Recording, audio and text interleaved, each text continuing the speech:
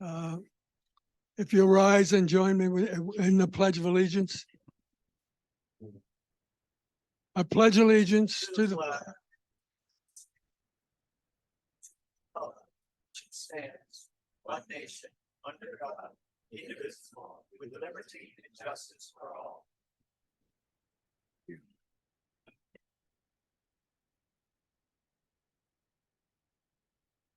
Before we get into the presentation that's on the agenda today, we have with us Drew Bartlett from the Water Management District, who has volunteered to come and tell us how he's going to send a whole lot more water south.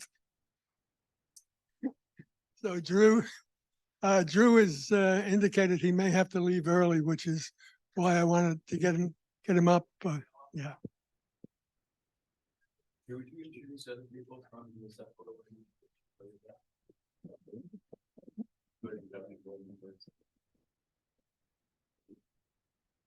Hello, everyone. Drew Bartlett, South Florida Water Management District. It's a real pleasure for me to be here. Thank you for having me.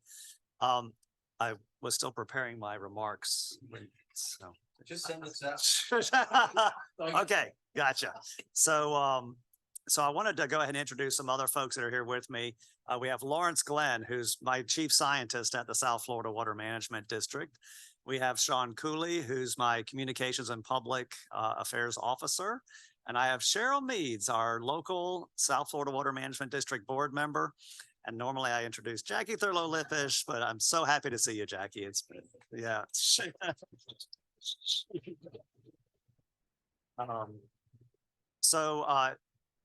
I guess, where we'll start, it's about Lake Okeechobee, right? And how we manage Lake Okeechobee with the Corps of Engineers. Right now, I woke up this morning, the lake is at 15.6 feet. And, when you look at LOSM, which we've been using the information, the Corps of Engineers may be online, I'm not sure, but as we've been interacting with the Corps of Engineers, we've been using the information learned in the LOSM process to inform how we can operate the lake under LORS, because that's still the current reg schedule for managing lake levels, where you can move water and things like that. The peak of the discharge of the schedule under LOSM is 16.8 feet. So as I watch the weather every morning, every evening, every lunch hour on what it's going to do as we, finish out the tropical season and the wet season in the district, is keeping my eye on that level, right? And how we are in proximal to that. As we are getting water out of the lake these days, we've been very consistent, and the Corps has been very consistent of trying to deliver beneficial flows to the Caloosahatchee estuary when they're available to be sent that way. Just this week, it's been raining in that basin, so lake water right now isn't able to leave the lake. It is also raining in the Everglades agricultural area, so the STAs south of the lake are very busy managing all that water. So during the wet season, it's very unusual to be able to have STA capacity to move water from the lake out into the water conservation areas. Right now, and I'm making an assumption that most everyone here which is a very educated crowd, is knowledgeable of the system. But if not, I brought a map so that I could point at things. So I guess I'll put this up.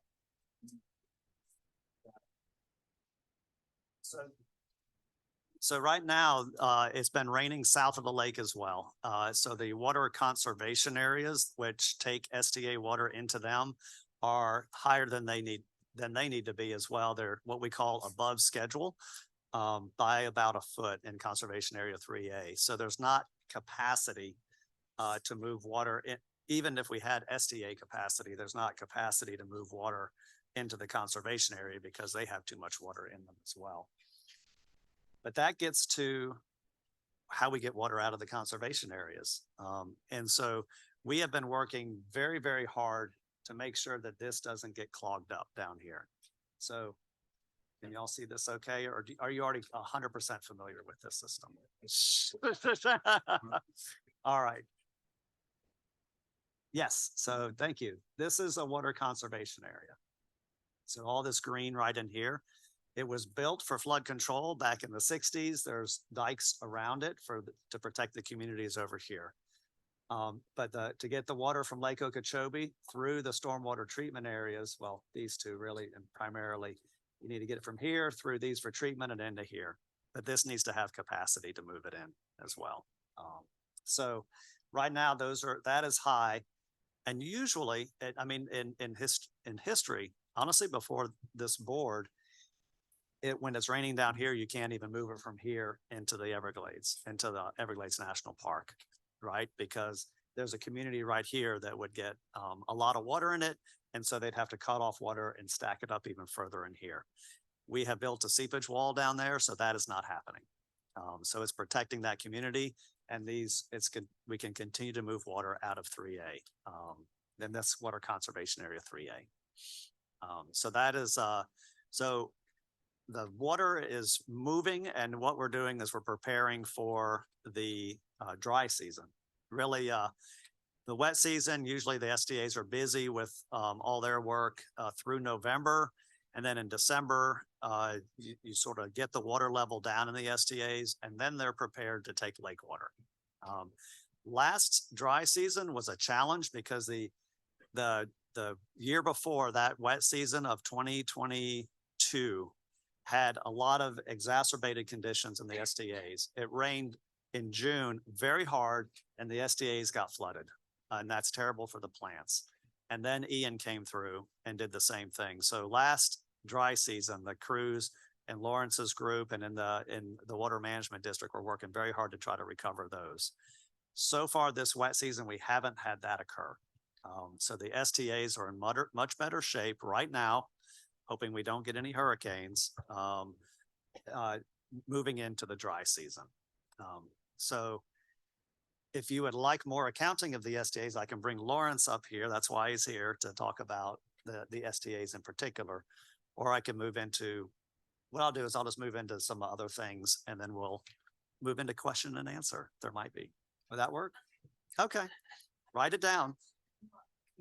Do you? Oh, he's definitely coming up. Yeah, question. When? Would you like to talk about STAs?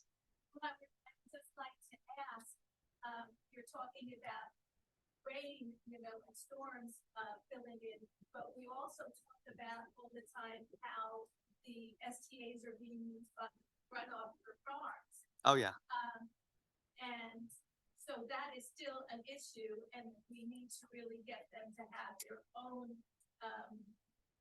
water preservation areas, STAs, or reservoirs on their own property, so that they can use their own water rather than filling in the STAs, which are needed so we can flow the water south to Miami and the Everglades and Florida Bay to keep the salt water intrusion from those areas. Right.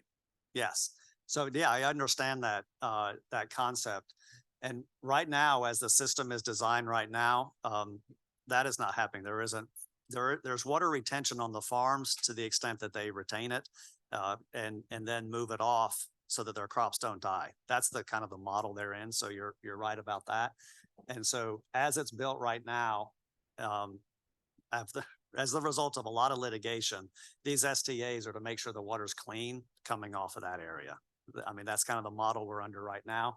Now we are building, and we will finish building a new stormwater treatment area right here that I can dedicate to lake water, right? And so, because I don't need more stormwater treatment areas for that rainfall right there, but we are building one dedicated for lake water. Is it big enough though? I mean, it is 6,000 acres. It will move a good bit of water. You will always have the desire to have more. Yeah. So, but that is something that we are proud of getting done. Yeah. So it is, we are going to start filling it probably in January, if not December. And so you fill it up, and then you let the plants grow in. And then once the plants are established, then it's ready to move lake water. Now, it's a Corps of Engineers has a responsibility to set up a water control plan. They've started on that, on when you can move that lake water through this stormwater treatment area. What's the name of the stormwater treatment area? It's a core project, so it doesn't have a sexy name. It's the A2 STA. Yes.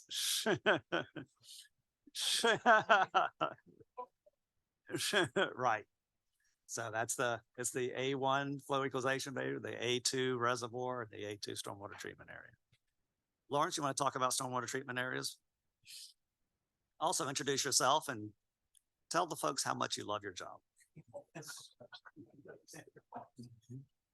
I'm Lawrence Glenn. I'm the Director of Water Resources at the district. So I have all the applied science, water quality monitoring and water supply. And I really do love my job. I come to work every day just energized to try to help us solve the issues that we have in front of us.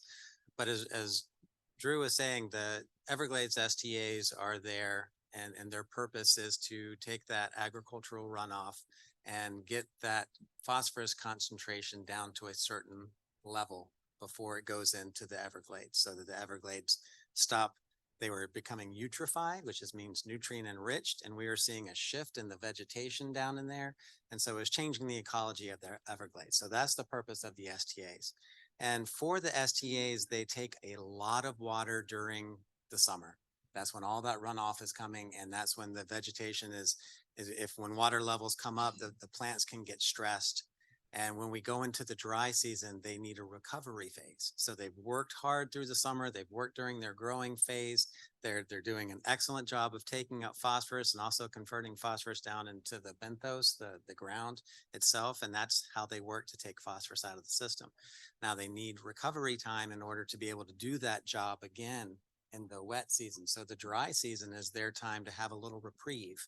And that is also the time that we at the district, if we're seeing an issue with any of the vegetation, that we can get in there and do work to make sure that they are healthy and ready to go again for the upcoming wet season. Now, last year, we spent a lot of time, as Drew had said, they had gotten pretty hammered from how rain fell. So if rain falls all at one time that comes up very quickly, that can be unhealthy for the vegetation. When you get rainfall spread over the summer, it's a lot easier. And when that's the case, their health is much better going into the dry season. And that's an opportunity for us to take more lake water because they're doing well. And so last year we spent a lot of time during the dry season doing a lot of work with the vegetation. The vegetation is much healthier this year than it was at that same point last year. So as Drew mentioned, we have this kind of recovery time through the end of November. At December, we start looking at what are we doing out there from a refurbishment, rehab, a rehabilitation standpoint, and we can look at it and start making decisions on bringing lake water in and through. So that's kind of how they work, how they need a little rest, how when they're healthy, there's like, come on, we can take the water. When it's not as healthy, they say, give us a little bit of more time and we do more work and then we can start taking water again. So that's really how they work between a wet season and a dry season. Yes, sir. What's the lifespan of an STA and what do you do? Hold on a second, Jim. I'm sorry. There's people on Zoom, so if you've got questions. I apologize. The question is, what's the lifespan of an STA? And what do you do? Do you allow it to go to peat? What do you do with the vegetative material and the legacy load after the STA is no longer functioning optimally? Yeah, the lifespan, because it's a biological system. So he's trying to say, how long can an STA actually function? So instead of doing chemical treatment, we use plants to take up that phosphorus. And so as the plants are growing and dying and growing and dying, they are starting to create what he referred to as a peat layer that's their substrate. And that's what is through the Everglades. Now, if this STA is functioning and it doesn't dry out, then that phosphorus is going to be retained in the peat layer, and that's good. If we were to have dry out, that's when you have that reflux that would come back out. So we see these, as long as we are diligent in our dry season rehabilitation work, that this is going to be a perpetual system that's going to be able to sustain itself through time. You're welcome. I have a question, Lawrence. Yes. I guess my question boils down to how much rest will the STAs need this winter? The lake's pretty high. significantly higher than it was this time last year, although I guess it's close to the historical average, but it's actually kind of come up alarmingly so over the last couple of days. And we've heard the Corps say that once it gets to 16.5 feet, we could see discharges. But assuming maybe we avoid that, there's been a lot of talk, as you know, about the health of the lake having been held high for a pretty long period of time, and the submerged aquatic vegetation. I saw a graphic the other day suggesting that it was at its lowest level since at least 2006.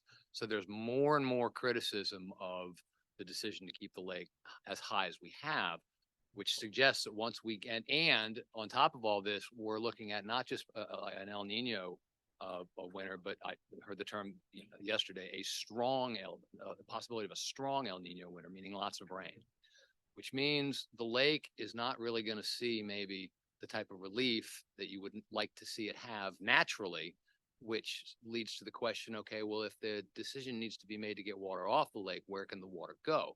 And so that gets back to my question. Is there going to be capacity in the STAs this winter to take water from the lake? Because if not, we could be facing discharges at that point. And that's a great question. And being in my role, I have to care about the ecology of every one of the components of South Florida, from the estuaries to the lake, the Kissimmee River, the bay, and the Everglades itself, and the STAs.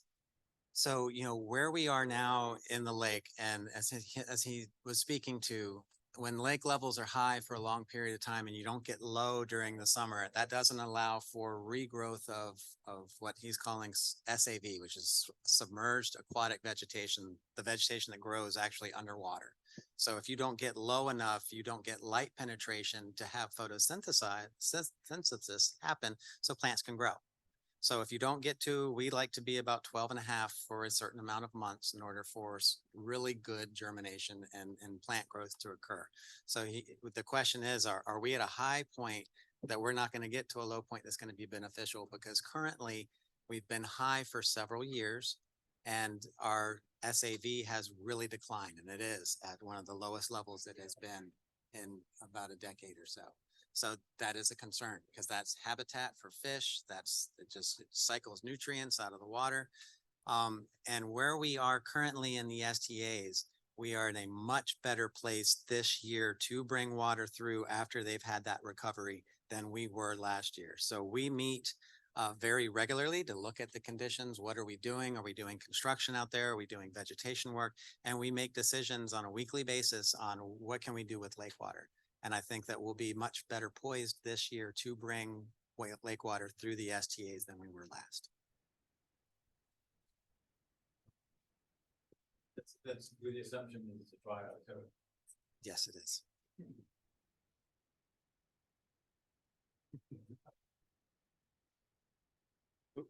Go ahead.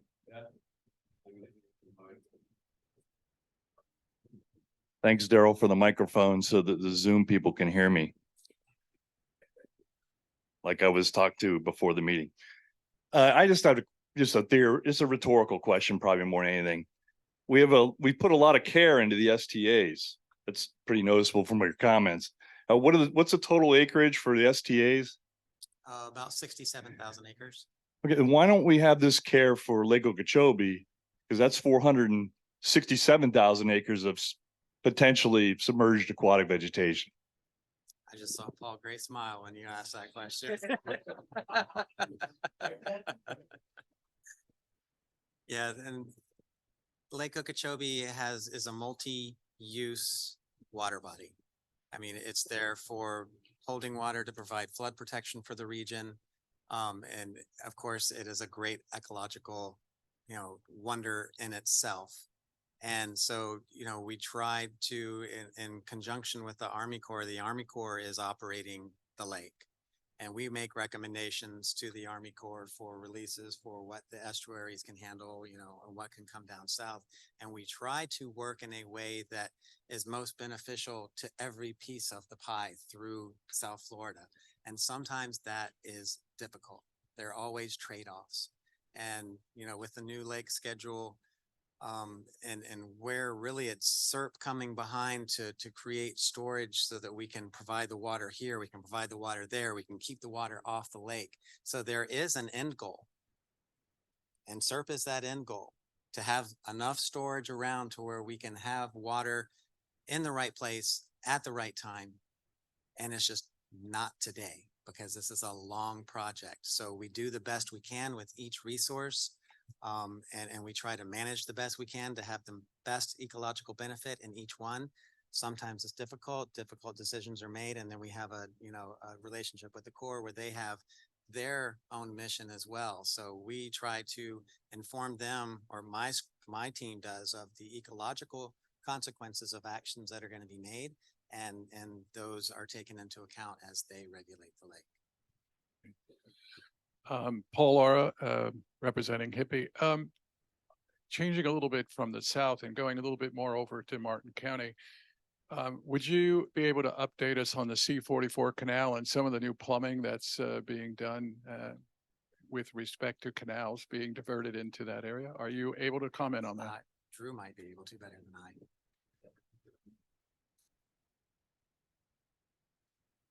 So, right, so, all right, I'm sorry this is so far away, right? But maybe it'll help. But there is a interconnect. So I call it the estuary discharge diversion that goes from the C-23 canal into the C-44 reservoir. It is under construction right now. And I think it's about 1.5 to 2-year construction left. So it's a pump station to pull off the C-23 and move it into the reservoir itself. So, and I would like to transition into projects, right? Because there is, and I absolutely appreciate the Lake Okeechobee question, because right now we're seeing it, isn't it the lowest level of SAD on the lake? That, yeah, so it's a real, it's very unfortunate. And the tools we have in the system right now is if you want to lower the lake, you can send it south, and we just talked about that. But the fastest way is to send it to the estuaries, right? And then, so that's that trade-off decision that's very tough. So that's why, my chief engineer, John Mitnick, says we have a storage problem in our system, right? Because once you put that dike around Lake Okeechobee and you put levees around the Everglades, that's where all the water goes, right? Inside those dikes and levees. And so we need other places to put water besides our natural systems. And so that's where these reservoirs come in. The reservoir for the EAA, they've broken ground, it's under construction. And I've got this piece of paper. And so if you're not familiar with this piece of paper, it is called the Integrated Delivery Schedule. It's something that the Corps is putting out right now. We've got extra copies here if you want one. But it has the schedule of every single project to try to fix this situation on it. It's getting updated. Part of the update itself is we are taking on some of the projects to move them up in the schedule as a South Florida Water Management District. So one of the things that's very important to get water off of the lake is the EAA reservoir. You can take about 1/2 foot of water to a foot, depending on how the rain falls, off the lake into that storage system. We are expediting the storage reservoir north of Lake Okeechobee. It's not on this map because it's not authorized yet, but it's up in this area. And so that is another 1/2 foot of water off of Lake Okeechobee in a place that is built to take that water, not a natural system, right? And so we are hoping to get that authorized by Congress next year, that northern reservoir, so we can start helping control this lake water, so we can get it down. Every shaded area you see around north of Lake Okeechobee has to take water to prevent it from getting to Lake Okeechobee. So it is keeping water in our system to try to make things better for Lake Okeechobee and the estuaries and the Everglades, right? So every one of the other projects in this area, we always talk about Lake Okeechobee and delivery through the South Fork, but there are high harmful deliveries through the North Fork of the St. Lucie River as well. I think all of you know that. So the reservoirs up here, the North C-23, C-24 North, C-23, C-24 South reservoir are designed to pull water out of these canals and prevent it from getting harmfully into the estuary from the North Fork, okay? We are taking the South reservoir onto our side and getting that built ahead of schedule. So next year, I'm hoping to break ground on that new reservoir for the protection of harmful flows into the St. Lucie estuary from the north. I think it was last summer we avoided discharges from the lake into the St. Lucie estuary, but it was still hammered from the north flows, right? It still had that colored water coming through from the north flows. So if we can get that diversion canal we just talked about and these reservoirs built, the Corps of Engineers building a stormwater treatment area up there, that will help that whole picture in St. Lucie estuary.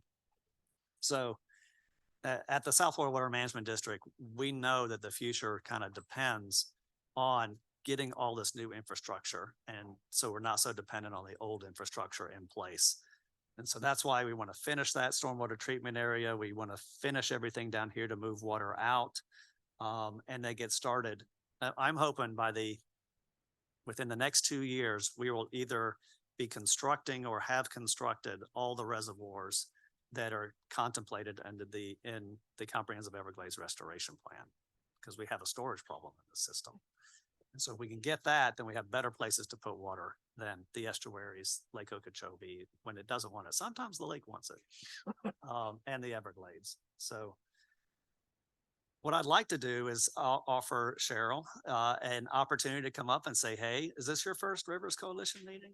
Yeah, so Cheryl lives in the area, and I'd love for her to come up and introduce herself to you. And then I'll be back up for questions if you have any.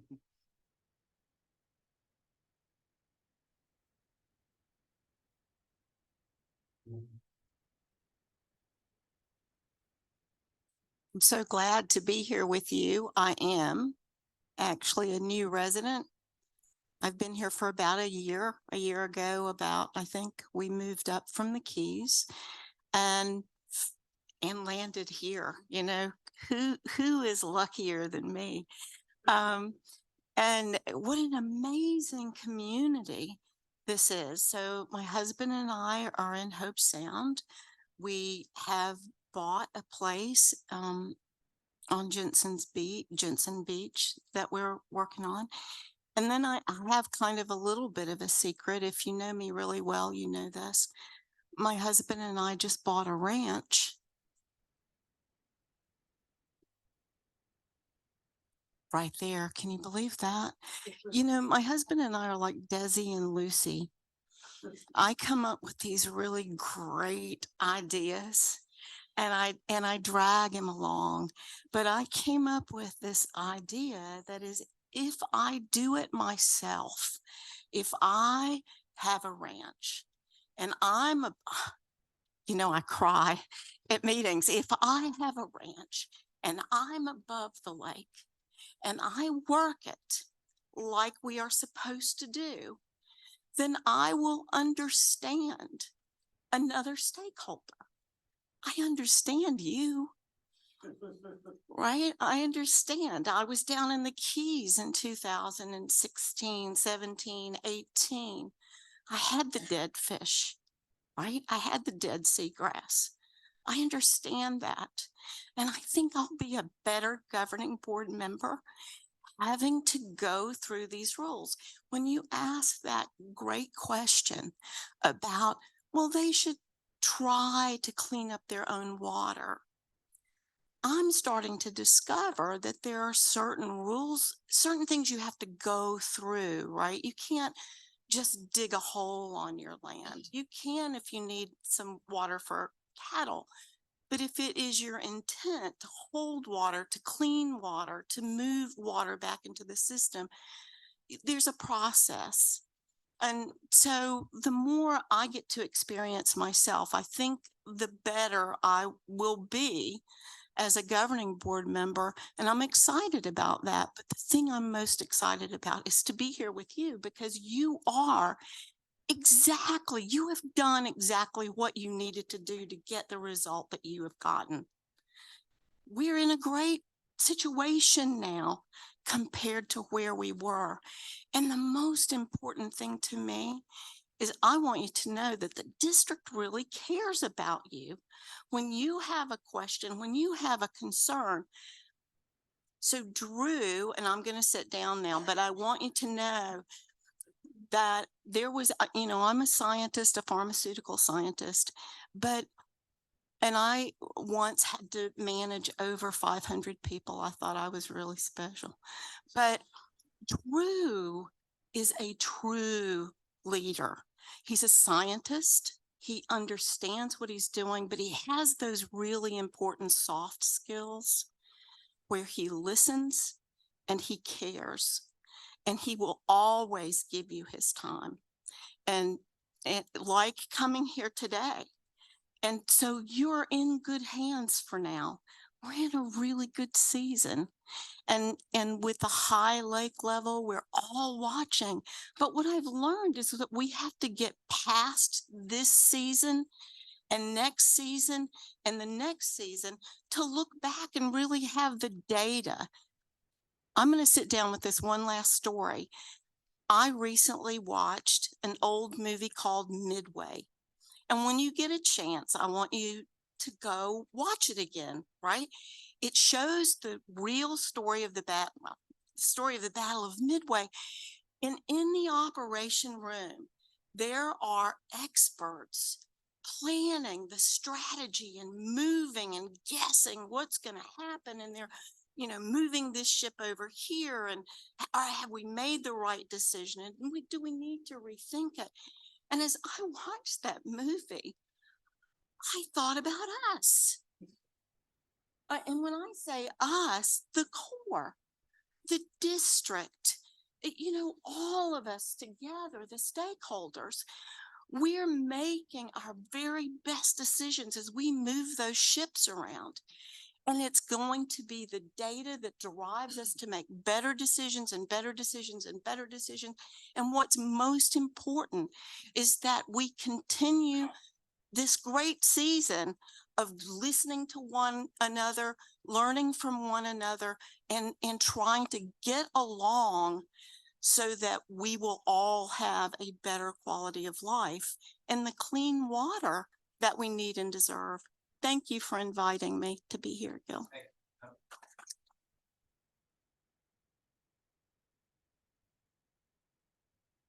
Thank you, Cheryl, for the kind words. I'm really not that great. The other part I wanted to point out is the Upper Kissimmee chain of lakes. Because it's where the rain fell and everything like that, they have a lot of capacity. So if it's raining in the Upper Kissimmee chain of lakes, it's probably going to stay in those lakes unless it's a tropical system or something like that. But normal wet season rain, there's a lot of capacity up there to hold it. So we're really thinking, if you see the bands go over and rain here, that's the one that's most concerning. All right. Drew, one more question that'll kind of tie into our next and topic here about Muck. And, Rivers Coalition, our primary goal is to clean up our estuary. And how do we do that? Lawrence talked about it, Drew, you talked about it. We need to do that with nature, submerged aquatic vegetation, whether it's seagrasses in our estuary, SAV in the lake. Muck is an impediment on that. And we have a couple speakers here they'll touch on that topic. I'll introduce them in a minute. But the problem with the muck, one of the problems is it's trapping too many nutrients, and it's an anaerobic layer that is an unviable substrate for benthic organisms. So we can't get grasses to grow through that. And that needs to be addressed. And Drew, I'm glad you brought up the integrated delivery system. As part of SERP, under SERP and restoration of the Indian River Lagoon is the removal of 7.9 million cubic yards of muck in our estuary. Before we can really have a thriving estuary, we need to address the situation of muck in our lagoon and in the lake. And so the final question for the district is, I wonder if Lawrence or Drew can touch on the district's thought of addressing that in the IDS and tell us a little bit about what the district knows about muck and some of the thoughts of how do we address that in the near future of removing that so we can have a viable substrate, for benthic organisms to start growing and get us back to a little more of a working ecosystem there. So. Do you want, I'll touch on the IDS first, and then I'll turn it over to you, Lawrence. But in the integrated delivery schedule, this is comprehensive Everglades restoration, and muck removal, I do not believe was a component of the comprehensive Everglades restoration. IRL South, but not Lake Okeechobee. No. Okay. We're speaking about. IRL South? Yeah. 8 million cubic yards. IRL, not. Gotcha. Okay. And it's. Well, we'll definitely have to get on that. Yeah. And I think that is, yeah, I don't have my SERP coordinator on that one, but I know we talk about it occasionally. Right now, most of the talk up, so that's on the North Fork, right? Well, no, for the North Fork is on trying to get the water right. And probably then move into the ecosystem side of it. But there's a way to do both. But there's a lot of mudflux that we need to Yeah. take into consideration when talking about beautifying the system. Absolutely. Yeah, no, I mean, it is a source of nutrients. Yeah. So, It's an ideal point to segue into the discussion for today. Drew, I'd really like to thank you for coming up. okay, you're done with Appreciate it.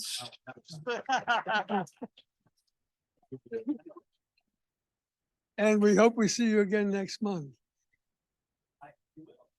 Yeah. Also, yes, yeah.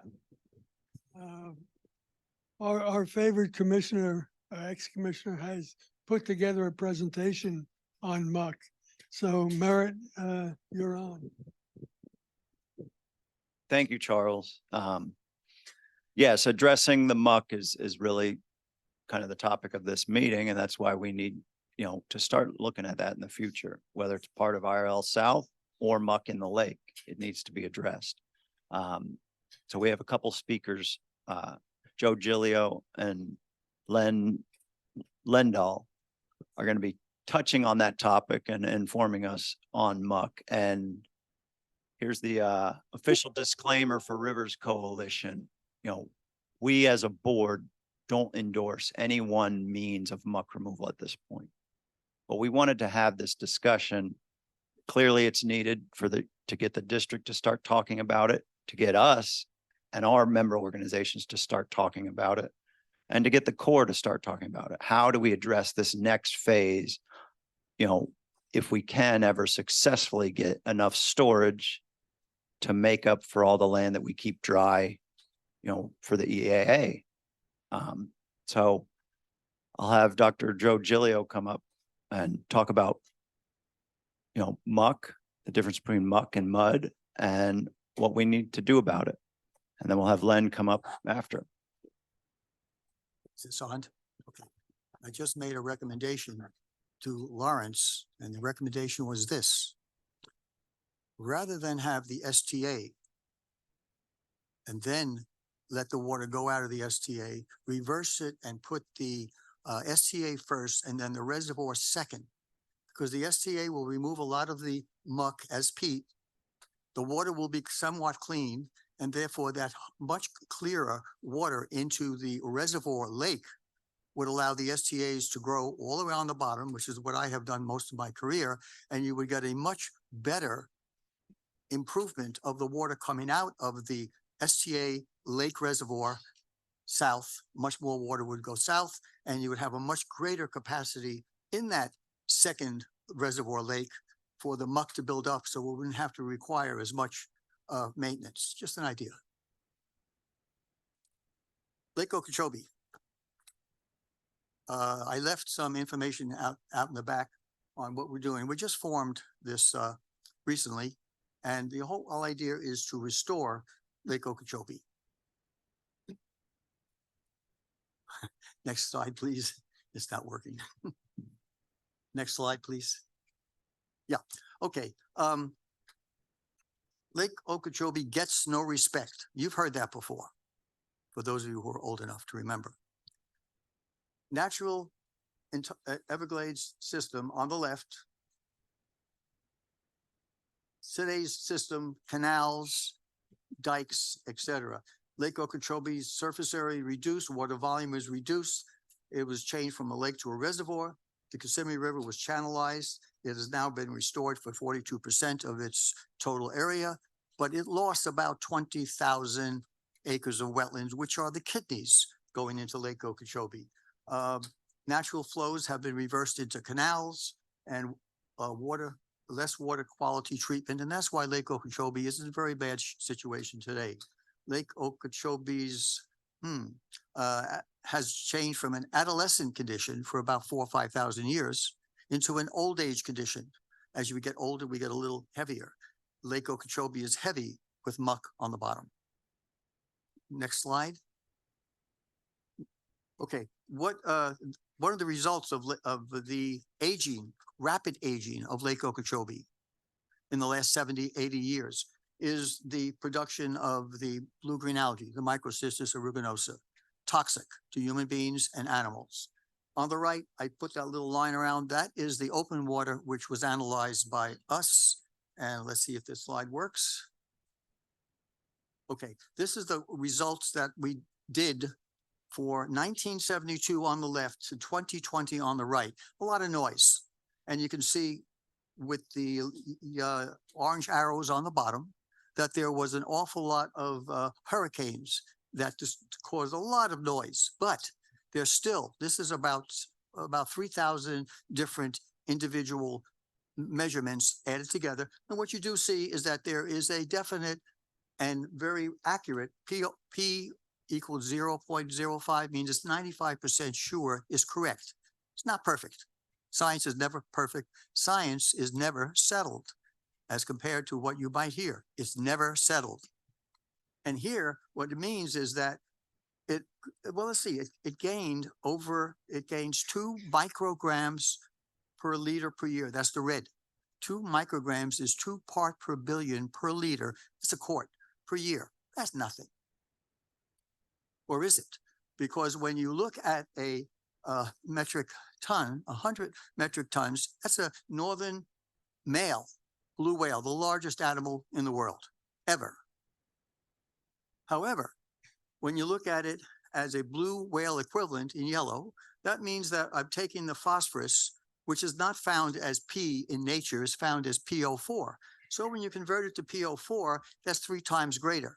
So actually, in the water column from 1972 to 2020, the water column of Lake Okeechobee has increased by 10.3 blue whale equivalents. However, the lake originally had 4.5 blue whale equivalents when it started in 1972. So you add it together, that's 16 blue whale equivalents of orthophosphate in the water column, not in the mud. Now, we also did some study here, and we looked at the primary production. Excuse me, we looked at the total nitrogen. It's decreased. Is that a good or a bad idea? It's mixed. I'll mention it in a second. The total phosphorus increased 130%. That's not good. This is the water column, not the mud.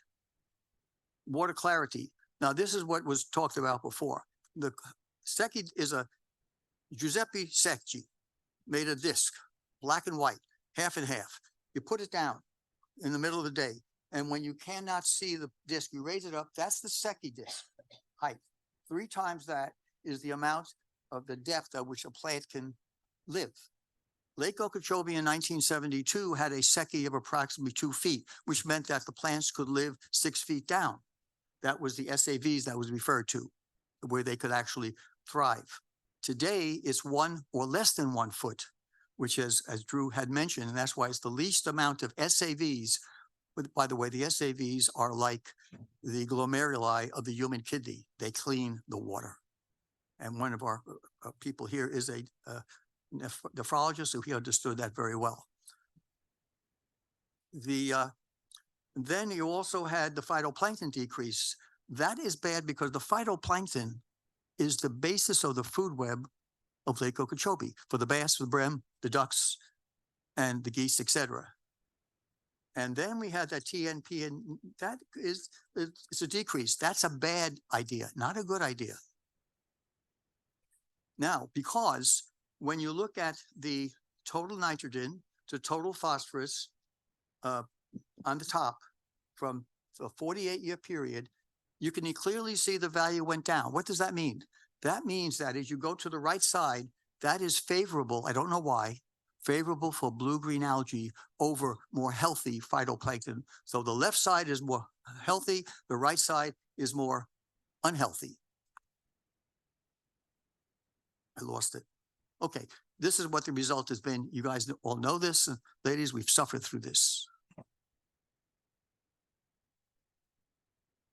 Now, when you, this is just a relatively simple diagram.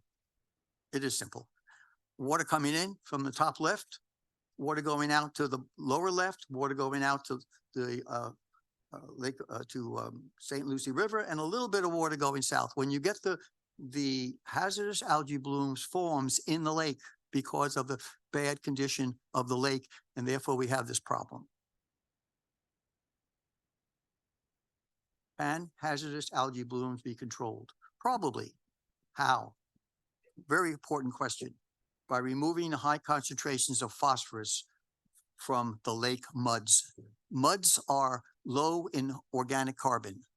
Muck is high in organic carbon. Muck is black. Muds tend to be brown, probably because of the iron that's associated with it. How successful this removal will be? This is high priority research, because if you take out the mud or muck, in this case mud, will that mud reform within a couple of years? And if you dig dirt and you do not get the result that you want, you've wasted your time and money and effort.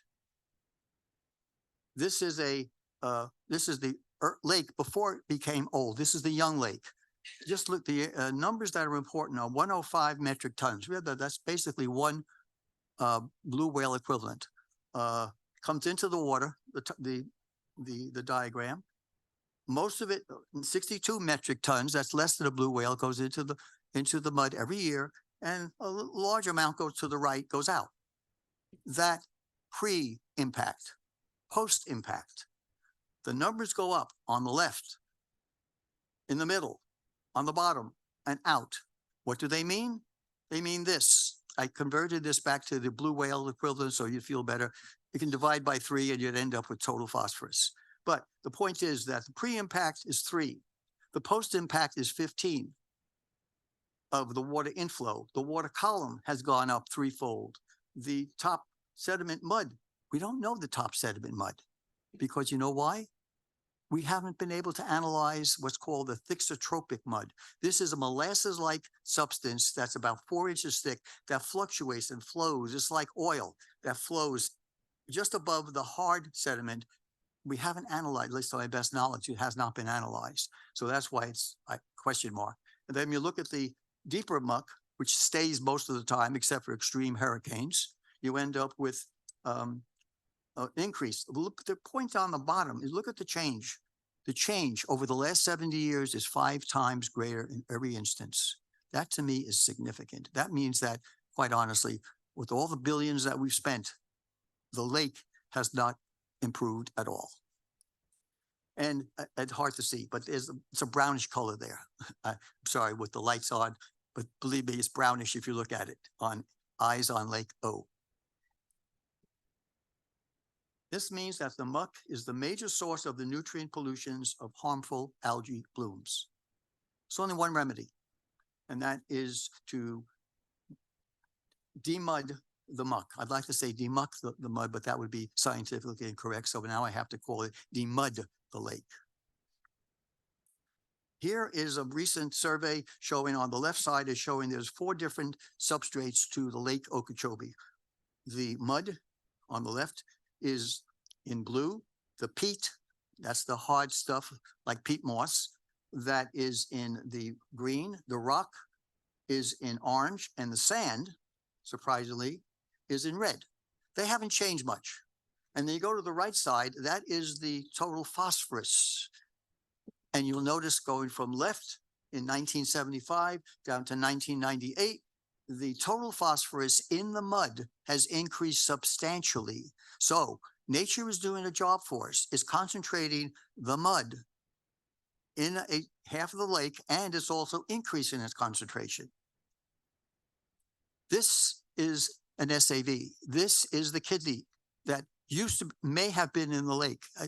All the lakes that I have done 500 or 600, 700 retention lakes in my career when I was working as Wetlands Management, Inc. In doing that, this went down to at least 10 feet underwater, never had a hazardous algae bloom, had great fishing, and most of my lakes that have been maintained have this condition. This is what I'd like to see after muck removal. This is the objective I'd like to get to, a big SAV in Lake Okeechobee. And as I just mentioned, as I first started, put this in your retention, in your retention lakes. They would provide that after the SAVs. This would give you great water quality and would improve the amount of water you can take from the lake, and from the agriculturals, send it south. Mechanism to remove the muck. The little green stuff, that's the SAVs. You could either do it right there in the lake. This is what Len Lindahl will talk about as soon as I shut up. And he's basically going into a very detailed description of that particular top left position. It cost then, when it was done by Bausch and Lee in 2001, it cost approximately $3.5 billion. Nothing cheap. Today is probably more like the $5 billion price tag. In the middle one, you put it on the shoreline. You go down. The one I prefer is to go out of the site completely, so that there's no possibility of leakage. That might be my preference. And then one of the recommendations was to add alum. That's the top right. Problem with alum is a toxic. It's very, very efficient. It removes all the muck and settles it on the bottom. The problem is it's toxic to fish and everything else. It'll wipe out all of the life in Lake Okeechobee. So it's great idea. Lake is too shallow to do that. No action. It was expected that if they did nothing, the lake would self-clean. The lake did not self-clean. The lake got worse. Another suggestion, you can do underwater islands rather than islands above, and make marshes on the top of that. That would be another way of doing it. So there are many different ways. Like I say, Len will talk about one way, very highly recommended in terms of its engineering thing. Oh, that's what I want to catch. Is that a blue whale? How many CWEs are in that? Well, Joe, Thank you. thank you. Thank you for the presentation.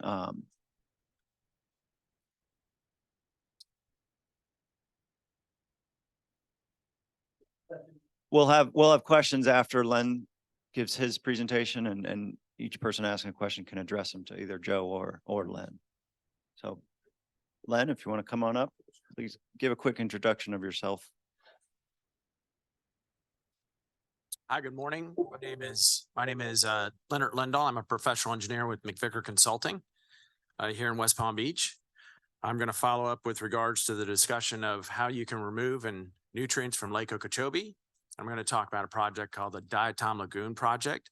This project is actually thought up by a project manager, Keith Richardson, who's in the room, by Hedrick Brothers. So they're the ones that have been doing sponsoring and the funding for this idea.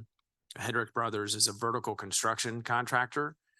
So they do buildings, libraries, schools, things like that. But their project manager about 15 years ago really started to dive into the problems with Lake Okeechobee, became almost obsessed with it. He has things all growing around his house and in his pool and things like that.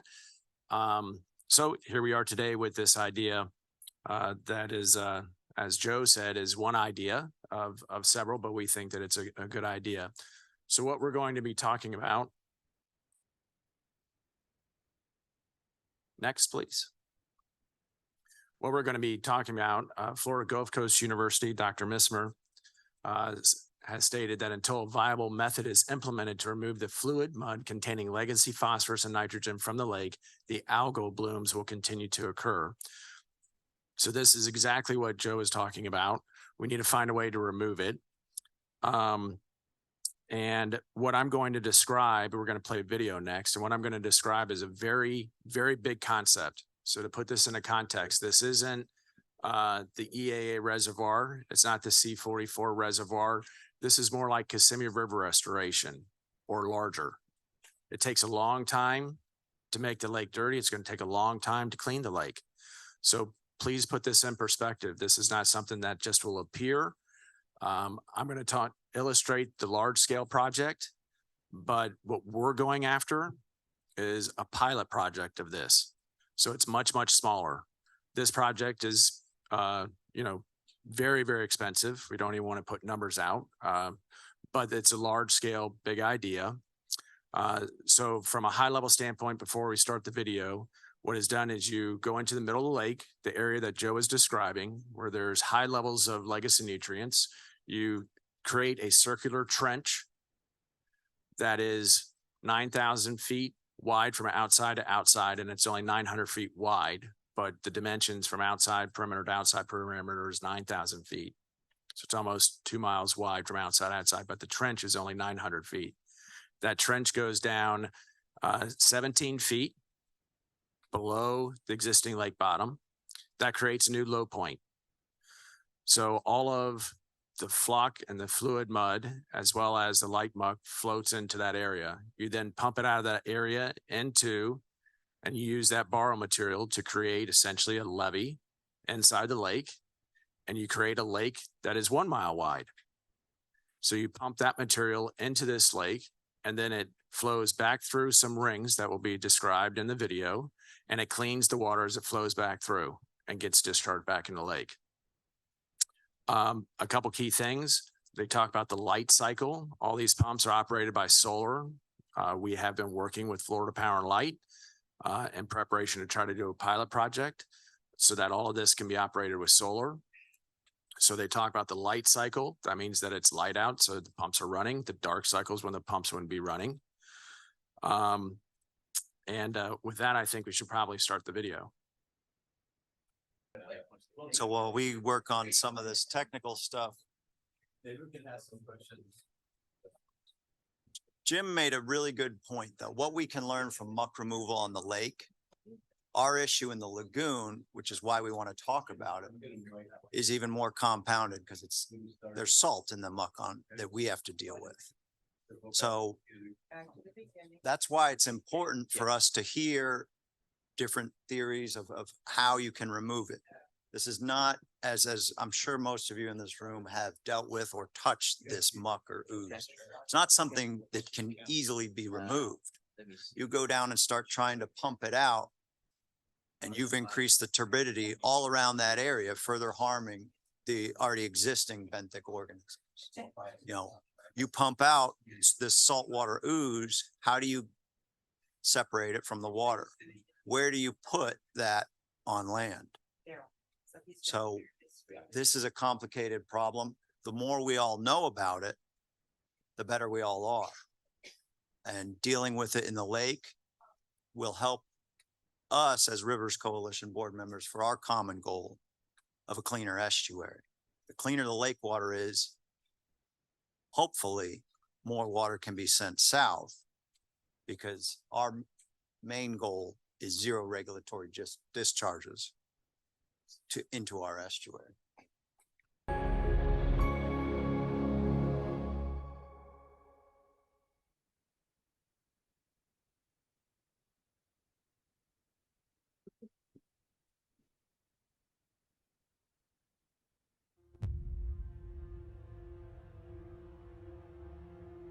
Enormous quantities of fluid mud are responsible for almost half a century of poor water quality in Florida's waterways. A process for maintaining proper fluid mud levels has never been developed.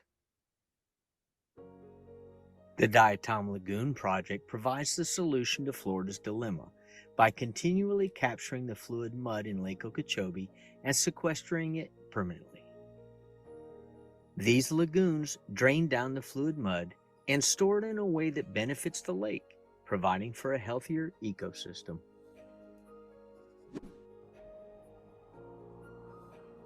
Pumps driven by solar energy move this fluid mud through a series of pipes from an outer trench to the interior of the lagoon. This outer trench creates a sediment trap and becomes the new lowest point in the lake. The sides of the trap are sloped minimally in order to select only the most problematic sediments. Once the fluid mud settles into the sediment trap, it is collected by multiple sediment regulators and pumped into the interior lagoon. Without this device, the system could be overwhelmed or underwhelmed by the quantity of mud entering the lagoon. Pipes carry the fluid mud through a corrugated wave barrier that protects the island from erosion.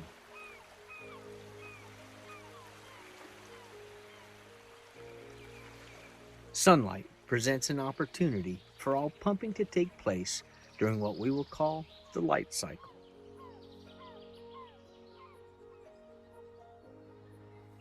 Each of these 60 water lines carries 5,000 gallons of muddy water per minute into the marsh. This area begins its life as a lake, but transitions into a marsh as sediment settles and accumulates daily, decreasing the water depth in this zone. The water rises during the light cycle and falls during the dark cycle. The ends of these pipes float, so they follow as the water rises and falls. This water moves very slowly towards the perimeter, allowing particles to settle. Pond apple trees surround the marsh. These unique trees once dominated the southern border of Lake Okeechobee and helped to build the original natural dike. These green arrows indicate backwash water pumping up from the lake to clean the sandy filter bottom of the backwash zone. As these two waters converge, it allows for additional particle settling time. All pumping stops during the dark cycle. Then, water slowly drains back through the pond apple trees and the partially submerged limestone barriers on each side of the trees. These limestone barricades trap the mud necessary for the pond apple trees to flourish. Water is further clarified as it passes through the sand and rock filter. A series of pipes carry water through the land ring and into the diffusion zone. The diffusion zone not only contains the solar panel fields, but will also contain higher quality water and the wildlife that will thrive in this type of environment. Water passes through the limestone barrier, further reducing nutrients as a wide variety of organisms benefit from this slow, life-giving current. Both sides of this wave barrier allow for mud-free fish spawning beds.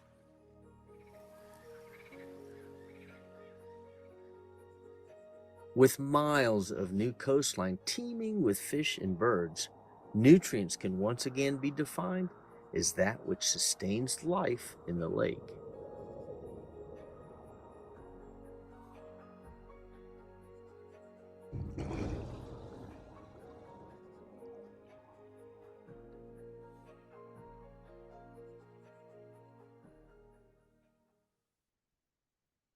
Next slide. Okay, so this is a big idea. I said it was a big idea. It's a big concept to try to grasp. When I saw this and I was being described to me, wanted to know if I wanted to join the team. I had a lot of questions, just even from construction in the lake. We have since teamed up with Phillips and Jordan, who is one of, if not, probably it is the largest contractor, I believe, right now working for the Water Management District. They're doing the C-43 right now. They're doing C-51. They're doing the EAA A2. So they're very engaged. They've really brought in a lot of practical construction application of this and said that this as something like this can absolutely be doable in the lake. Answered a whole bunch of my questions. I still have other questions because, like I said, this is a big concept. The one thing that I told Hedricks when we were talking about it was that when I was at the district, I thought that something needed to be done to clean up Lake Okeechobee. It's obvious we have nutrients outbreak and algae outbreak, and we have problems with that. And to do something that is an in-lake sequestering is, I think, probably the most applicable way to do it, because to look to try to haul all of this stuff off someplace, I think starts to become impractical. So to do something inside the lake, whether it has all of these rings, I have questions about each one of the rings and their effectiveness and things like that. But this is the concept. that we are looking to get a pilot program going on. Has this ever been done? There's been something actually very similar to this that's been done in the Netherlands. It's called the Marker Wadden project. If you look it up online, they're actually just finished their 5th island, and they have something very similar to this. It is a lake was cut off by a road, and so it didn't get any tidal influence, and then the lake started to accumulate nutrients. And just like our lake, it started to become filled with higher nutrients, started to have algal blooms and things like that. So they started a process where it's more of a dredging similar to this, but it's more of a direct dredging where they're removing more of the sediments. We're more looking at the fluid mud and the top oozy layer that can move. They also had problems with some of the sediments that were in there. So they were also removing the sediments and constructing lakes. And they've been doing it. Like I said, I think the first lake started in 2016 and they're now on their 5th lake. And they've turned the lakes into public recreational areas and the islands into public recreational areas. So you can look it up online. Hi, it's Paul Gray from Audubon, Florida. And as you guys know, I've worked on the lake forever. And just some perspective on the mud bottom.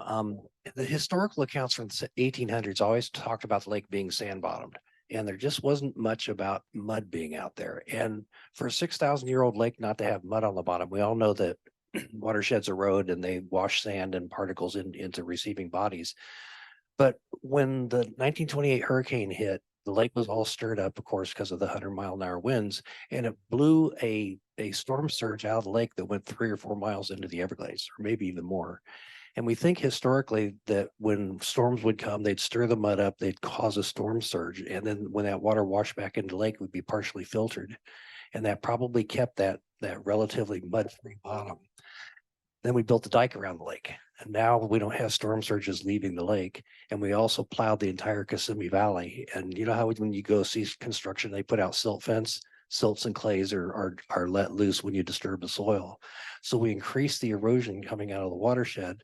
We put a dike around the lake, and then that mud started accumulating. And they did some studies on it, and it really has accumulated mostly since the 1940s. After World War II, we started getting more intense. And so it's really not a natural thing for this lake. And for your estuary, if you ever look, the St. Lucie is hooked right onto the side of the mud area. And so your estuary, if you look at the soundings from the 1800s, it was deeper because a lot of this particulate mud is washed down from Lake Okeechobee and gotten into your estuary and created these problems. And you guys need to deal with your mud, which originally was the lake's mud. So this stuff keeps the lake turbid, it keeps it nutrient enriched, it keeps it in algae bloom risks. And if we're ever going to get the lake back to a condition we'd like to have it, a better condition, we've got to deal with this stuff. So as Len said, this is complicated. You can tell Keith's put a lot of thought into this. It's got a lot of things we need to test, but I think it's a very worthwhile thing to start working on for the future of the lake and of all the downstream systems that are going to get its water in the future. So just, that's not a question. I'm sorry. Thank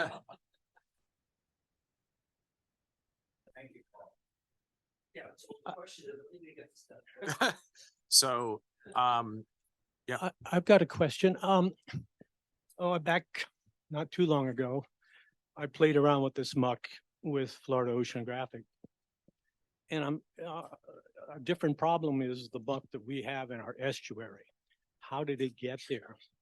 And I just heard that, the muck flowed down. Well, what I found as I started mixing this stuff or looking at it is you think of the muck as very tiny particles that almost, let's assume they all had the same charge and they repelled each other. And so in fresh water, as you had in the lake, and I remember after some of the hurricanes, once all that got stirred up, it took months for that water to settle down into what you would say was muck at the bottom. And I found out that that's because that's fresh water. And what happens is this dirty water flows down into our estuary. And when it hits the salt that is in our estuary, that acts like the alum that you're talking about. It makes it fall out. So you think of areas like maybe Palm City, where the Palm City Bridge is, that's almost filled up, but that's a heavier type of, it's possibly sand that came down. But when you look at our middle estuary with the 8, 10, 12 feet of muck that's there, that's where the water has come down and mixed with the salt water and settled down. So even though, what's coming to us is just stirred up muck, it's in the water, it's not necessarily flowing down. So you got to be aware that salt water and fresh water will act completely different. And it's almost impossible, if I take a sample of mucky water in fresh water and stir it up, it'll take maybe a couple weeks for that to even start to settle out. Whereas if I do that in salt water, it's out in a half a day.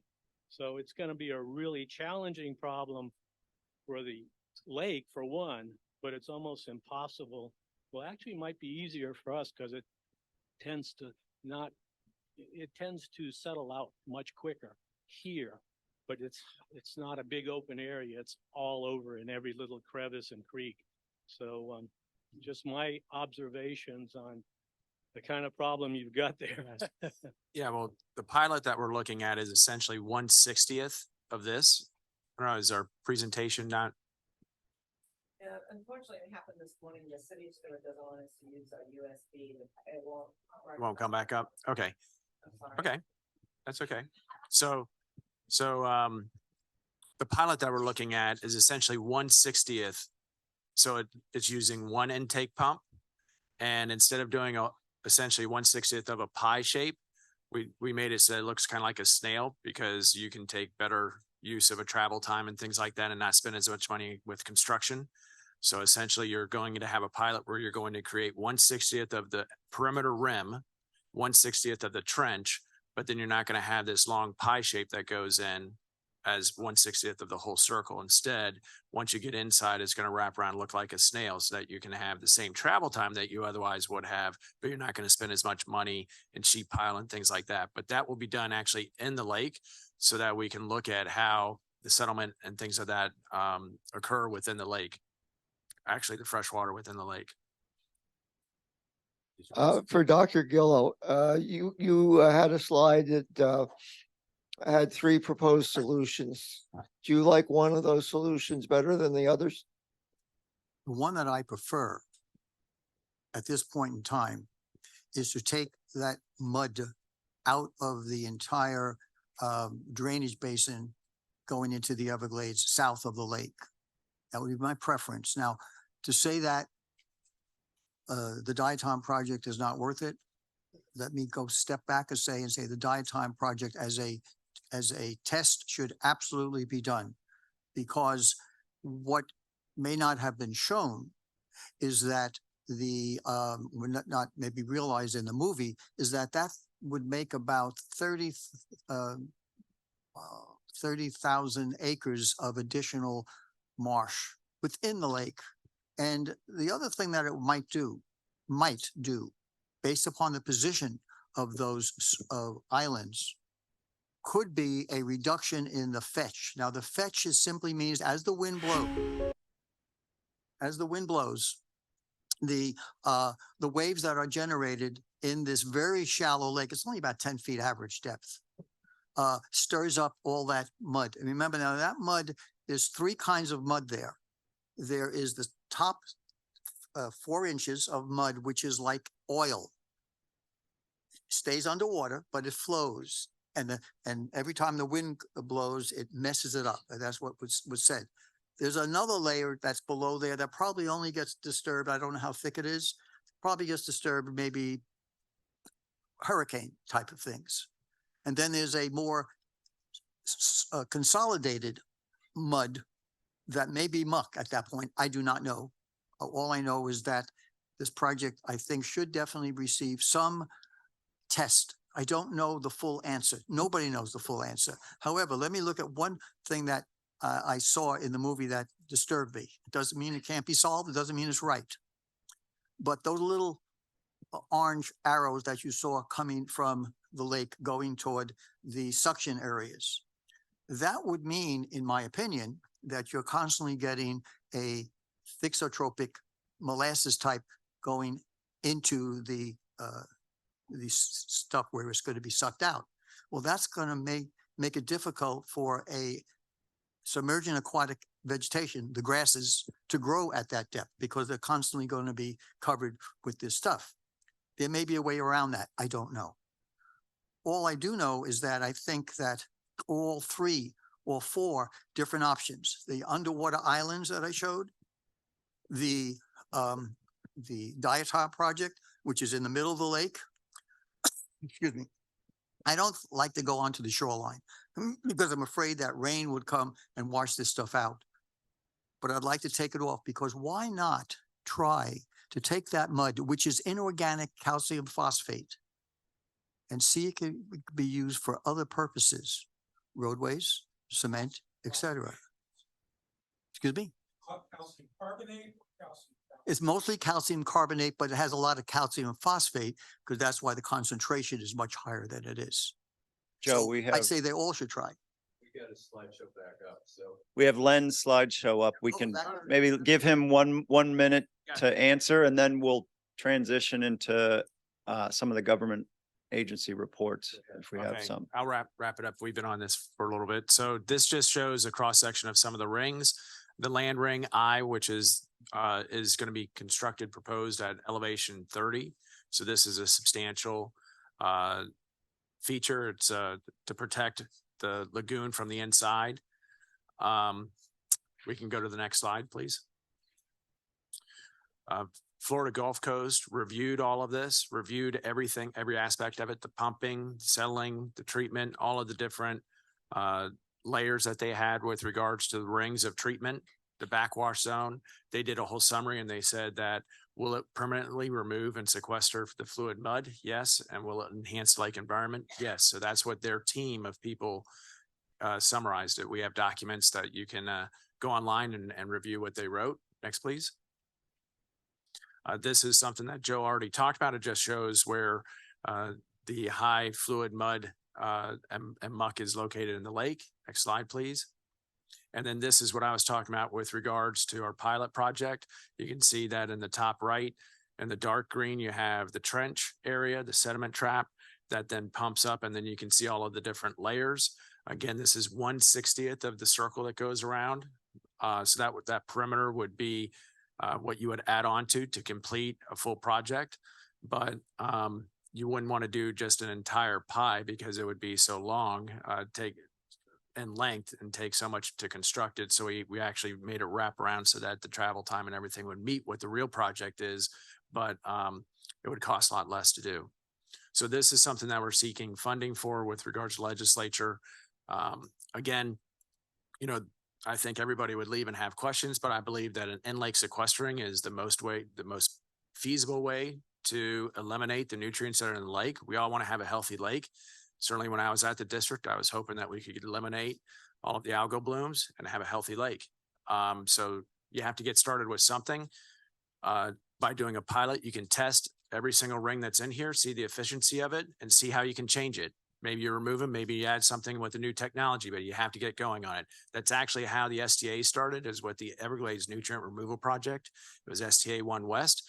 They started it in testing, and now we have active STAs that really are effective. Thank you very much. Let's all give Len and Joe a round of applause. And we're going to have a couple minutes to go into government agency reports, but real quick, I want to reiterate again, Rivers Coalition as a board does not endorse any one particular project, but we all need to address the muck and we need to get the muck out of here. So Charles, if you want to. John, Mel, do you have a report for us? Very short. John Mail, Martin County Ecosystems. Most of my update, I think, can wait till next month. But I do want to put on everyone's radar, the South Florida Ecosystem Restoration Task Force has a meeting scheduled in DC at the Department of Interior, November 15th. If you're available and able to attend, that's an opportunity for you to express your interest in finishing IRL South, to stick with the theme of muck removal.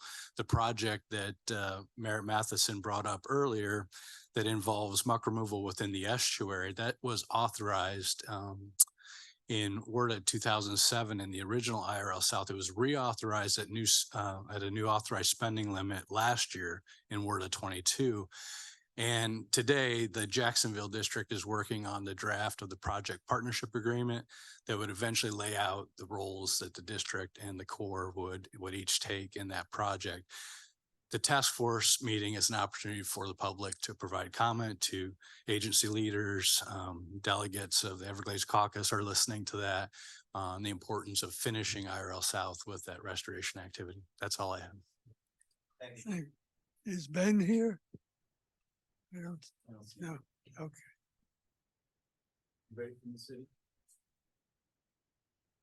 The district,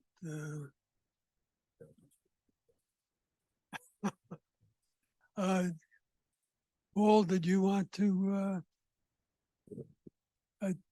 update us on the lake, or did you just do that? We couldn't see you on camera before, so we're on. Actually, this way right up there. Yeah, thanks. This is a little bit of rehash of what Drew was talking about, but you know, the lake's 15.6. It's deeper than what we want, but it's not drastic right now. The El Nino is going on and it helps reduce hurricane activity hitting us, which is good. But if it lasts through the winter, it tends to give us a wetter dry season, which would not be good. So, you know, when we get all this stuff built, we'll have more options, but right now the system's about as full as it can take. And if we get a lot of water, we'll just have to deal with it. So, so cross your fingers. That's all.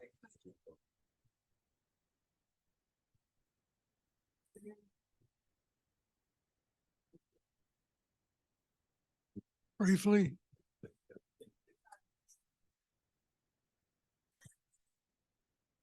I was recently advised about a fuel depot that is being planned for St. Lucie County, and they're putting it, it's going to be called Fort Pierce Terminal, and it will be just south and abutting George Lestrange Park, which has important wetlands that drain into the 10-Mile Creek.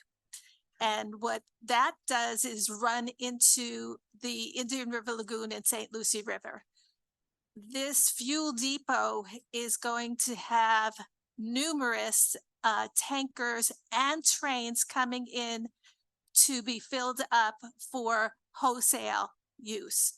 So we do not consider this, and even Dana Trabalsi was the one who originally brought this to our attention, thinks this is a fuel spill, you know, that will very possible to have. In looking at some of the information, now it's already gone through the state. The only thing they had to evaluate was air pollution, not water. And they've already said they don't see anything wrong with it.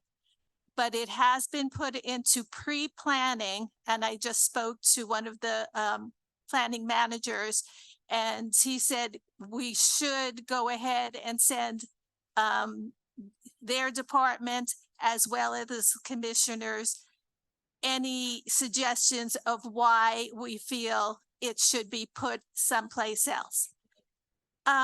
In the information, it shows that if there should be any problems with leaks, they have 5 business days to start to make repairs, 15 business days to fix the problem, and if it is not possible, whatever amount of time it takes.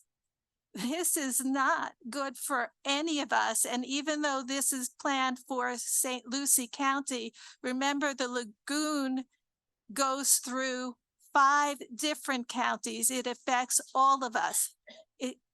Any fuel spill does not stay at the location of the spill. It will go everywhere. So this is something we should not wait until they get to the planning stage, we should start saying something now. I'll also be going to the legislative delegation meeting next week in St. Lucie County, and I hope you all plan to go to either the one that's planned near you or the one up by me. And if you haven't already put in a request to speak, you can go ahead and sign up to speak there.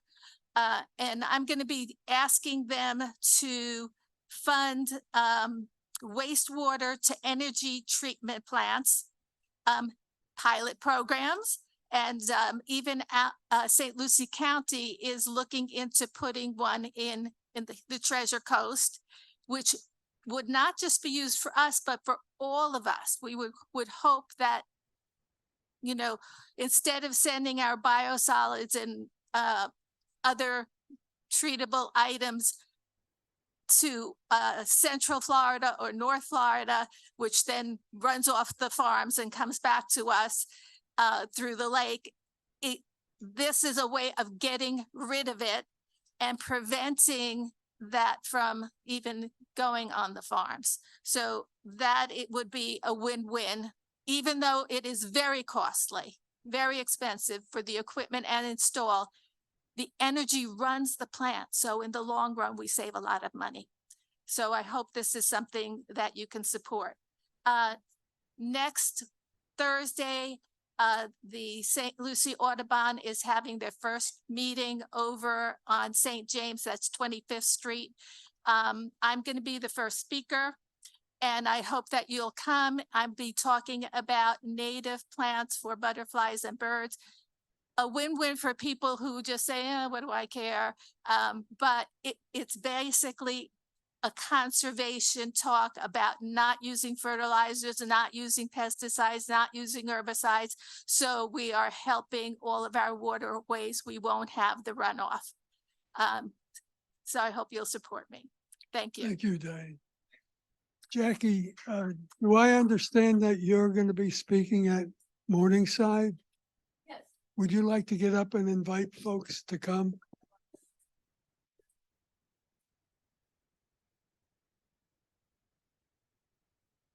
Hi, everybody. I'm so happy the Water Management District came today. Thank you very much, especially Cheryl. It is my first talk since I was let go by the Senate, basically. And it's October 10th, and it's for the Conservation Alliance. And it's in Morningside. I don't know, Morningside Library. And I'm going to be, my topic, I had to kind of come up with it off the top of my head. And it's keeping government accountable and the price of speaking up. And it was cute because I had some of my girlfriends call me and they said, hey, you have to add benefits to that, you know? And so I am excited to be speaking, and it's great to be here today. Thank you. Thank you, Jackie. Is there anybody else that needs to report? Oh, River Kids, Nick.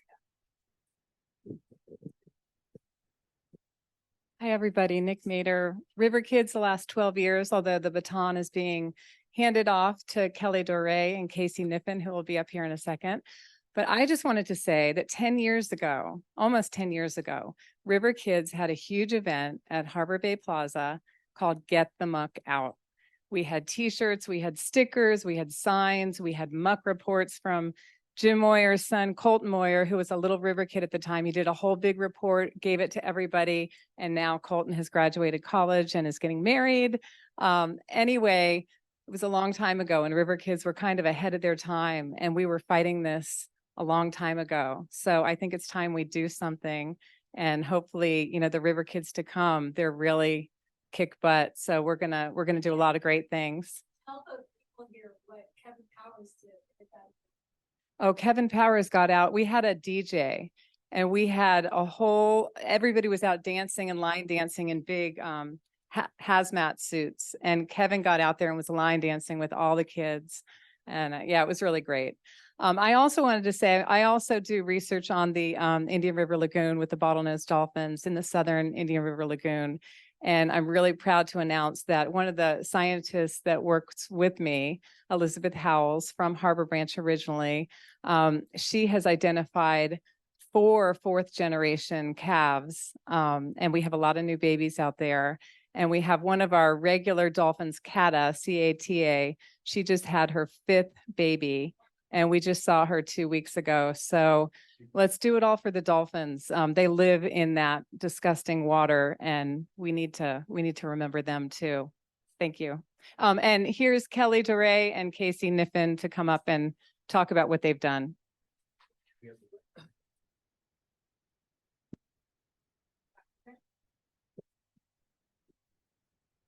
Thank you. I'll keep this really brief. The River Kids came out and cleaned up Stewart Beach for the International Coastal Cleanup this past month. And Finley Doré spoke at a Jensen Beach neighborhood advisory meeting, which we were very proud of. He's one of our River Kids. So the River Kids are getting out there. They are using their voices to speak up for their communities. That's what we want to inspire them to do. We have Estuaries Day at Florida Oceanographic on Saturday. We hope to see you all there. It is from 10 to 2, and we will have face painting and all kinds of fun events, some native plants. We'll have Audubon there and the Native Plant Society. So we hope to see you all there. And then we have, Oh yeah, I was just to say the open house at Environmental Studies Center in October 21st. October 21st. So we'll be there too. And we're working on other events and other activities, and really just trying to engage the kids in advocacy. We're starting slow, but we'll get there. Absolutely. Thank you. Thank you. Do we have somebody from the Army Corps today? Please. Good morning, everybody, or good afternoon. I'm Kim Vitek. I'm one of the program managers for the South Florida Ecosystem Restoration Program, which includes SERP as well. I do want to just mention the IRL South project was brought up a couple times. It is authorized for the muck removal. That is underway. John mentioned the PPA, the Project Partnership Agreement. So we have a phase 2 of that foundation project, which includes natural lands. The team is looking at ways to right now hold on to the water in those natural lands. And then the other part of that next phase is the muck removal that's already authorized. So we're targeting right now that PPA to be, that agreement to be executed sometime in calendar year 2024. So the work will then follow after that. So we'll have more details on that over the next year to be able to provide to the group. So, yeah. Yep. Thank you.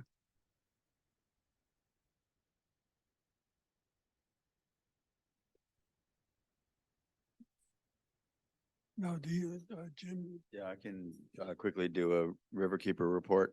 I've unfortunately attended several fish kills up and down the lagoon over the last month. Many of them are semi-correlated to Pyrodium behemses blooms. Also, the water is really hot, and so the dissolved oxygens are pretty low. Sort of a perfect storm for many of these fish species. But in one of them, there were thousands of rays, which really is concernful. You know, we talk a lot about the water quality and the habitat health being unacceptable in the waterways, and it has a lot to do with what happens on the land. The muck is coming from topsoils that were, you know, sequestered by trees and living things previously. A lot of our building practices are contributing to that, land clearing for agriculture, but also land clearing for urban development.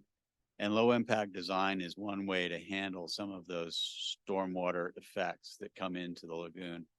The Marine Resources Council is hosting the 3rd low impact development, low impact design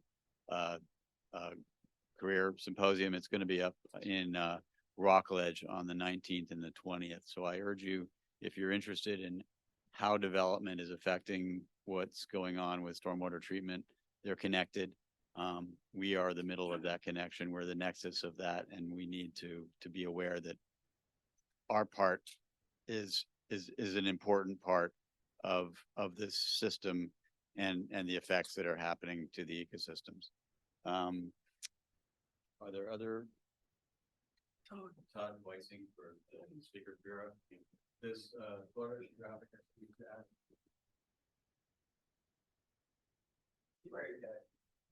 Coming up this weekend, correct? Yeah. Ready. Briefly, I'm Todd Weissing. I'm the coordinator of the Speakers Bureau. That's our outreach program for the Rivers Coalition. We're booking into 2024 now. We've got this season coming up, so we get a lot more traffic, but we have more people and more organizations have meetings. So if you're looking for a speaker, we'd love to come and speak at your event.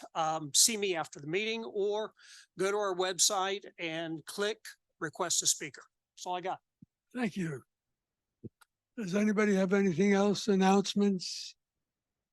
Estuary Day. This Saturday, September 30th, Florida Oceanographic Estuary Day. You can look it up on their website. Casey can tell you a little more about it. Come celebrate the most diverse estuary in North America. Okay, great. I'd like to thank everybody. We've run a little bit late, but really appreciate everybody coming out. And we look forward to seeing you again next month.